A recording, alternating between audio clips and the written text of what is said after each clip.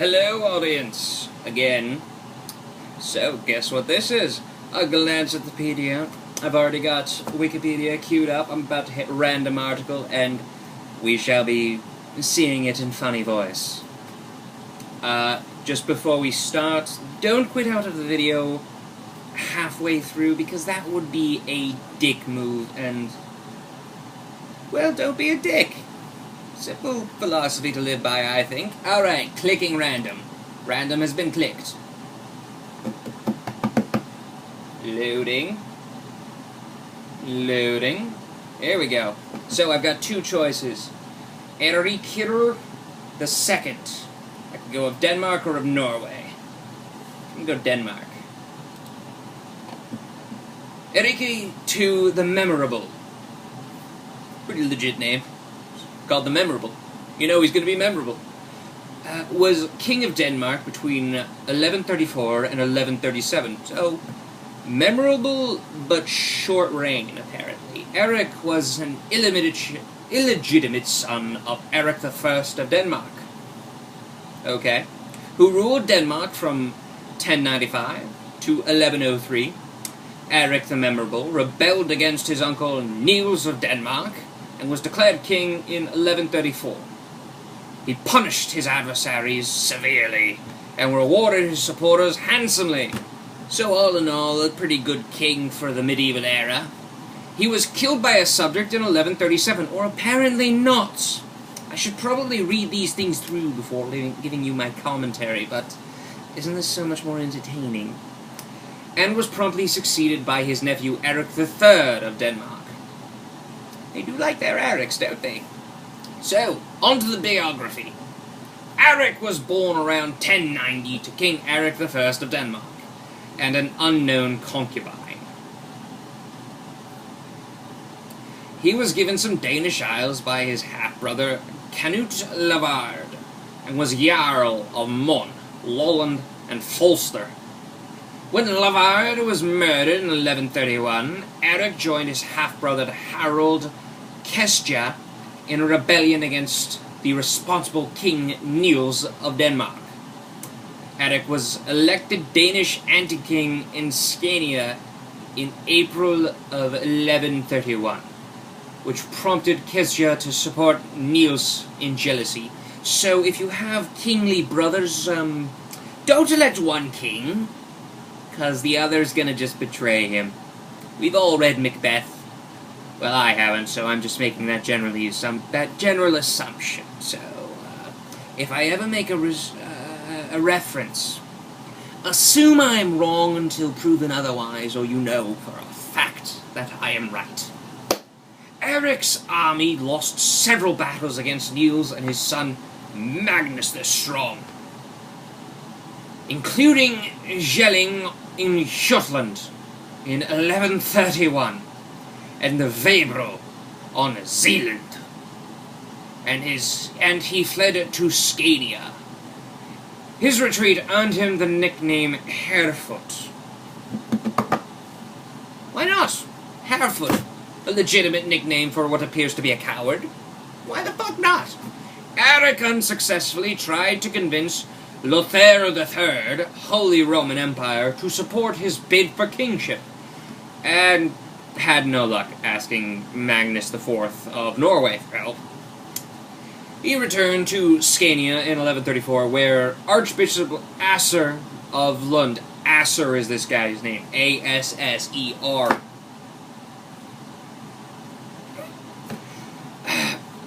where Archbishop Asser of Lund joined his cause, and Lothair eventually supported him as well.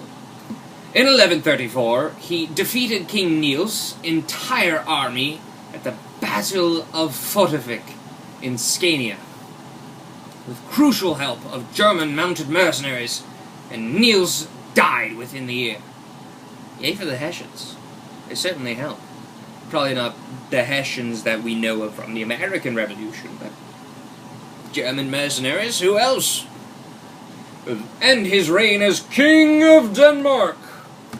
Eric was proclaimed King of Scania's Landstang assembly at St. Liber's Hill, and made Lund his capital city. With the resounding victory at Fotevik, Eric was given the nickname The Memorable to replace Harefoot. So now we know why he's called the Memorable. He's got a very memorable nickname. The Memorable, instead of the Harefoot. Yay to him! Kestia returned to Denmark and was proclaimed King of Urnhovde, Lansting in Schleswig.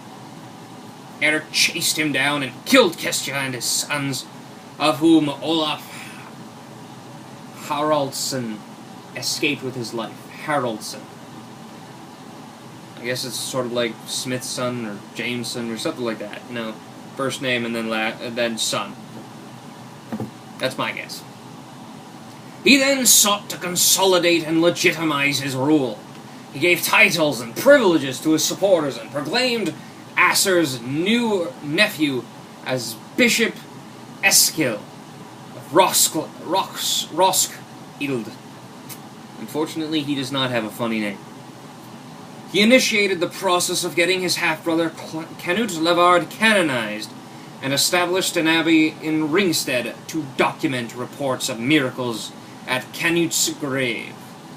Eric wanted to establish the divine right of kings, and canonizing Canute would support his claim to the throne. Canute was canonized in 1170. Eric was known as a harsh king to his enemies. He is a king. It's kind of his job. In the summer of 1136, Eric undertook a crusade against the pagan population in the Baltic island of Rügen and its capital, Arkona. Doesn't this just read like a fantasy book? It's history, but it's fantasy. Just need some fucking dragons and we'll be good. He ordered his men to dig a canal between the city and the rest of the island. The canal had the effect of drying up the spring which supplied Arkona with drinking water. Arkona was forced to surrender. You can't drink, you can't fight. But before this success in Arkona, Eric defeated naval battle. This success in Arkona, Eric defeated naval battle in 1135 near Denmark coast. And Slavs under Duke Ratibor I, Duke of Pomerania, sacked Roskilde, the Danish capital. And a year later, after Battle of Konunghella, now Kongolv, in Sweden, sacked this city too. I'm reading some spelling errors, in all honesty. That's why it's Wikipedia. It's not really scholarly, as is often claimed. And now I can kind of see it.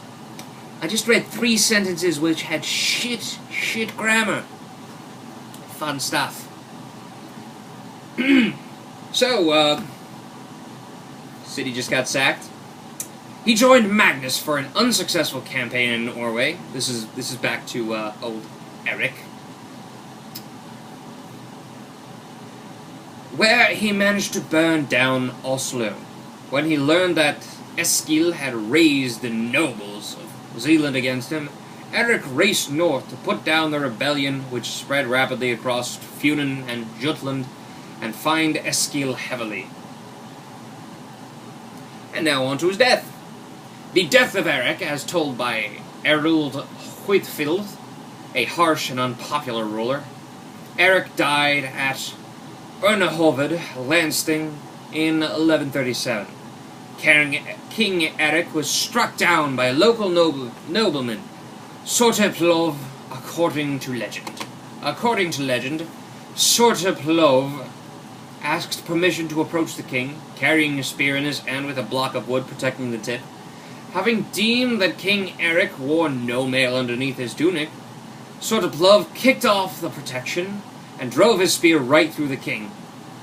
King Eric's nephew, Eric Hakonsson, stepped forward with sword in hand, but the nobleman told him to calm down, seeing as how he, Eric, was next in line for the throne, being the only adult male in the royal family.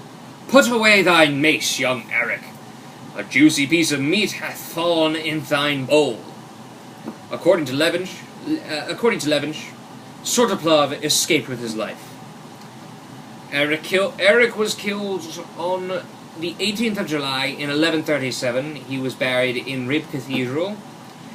Eric Hakon's son was then crowned Eric III of Denmark. That actually sounds like an epic thing for Sortoplov to die, and a way for a guy to send to the throne. That feels like a fucking fantasy epic death of an evil king type thing, doesn't it? It really does. And just imagine that happening. Guy comes up to the king with a spear saying, "Can I approach you?" "Oh, you're not wearing any mail." Kick off, stab in the heart. "Hey, don't attack me, you're the new king." Yay! But that's not all. Apparently there was an issue. Sometime before 1130, Eric married Malmfred of Kiev, the daughter of Grand Duke Mstislav I of Kiev. This guy has his name spelled Mstislav. So I got the Slav part at the end. Mstislav, I guess, the first of Kiev, and Christina,